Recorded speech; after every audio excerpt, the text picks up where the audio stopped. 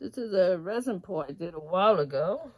It's a 28 by 16 on the MDF board, and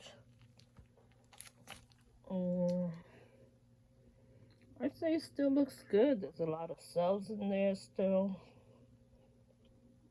Look at that pink.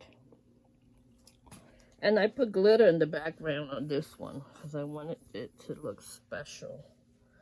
So I made a special kind of pour on this one. And it still looks good. I'm looking at it. I'm going to wrap it up because I've been wrapping all my art. I don't like when they get messed up. So this one got messed up, so I don't know what is this right here.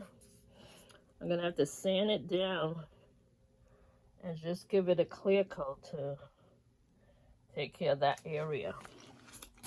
But I really do love the cells I got with this resin pour.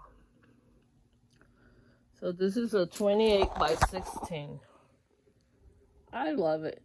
It's gorgeous.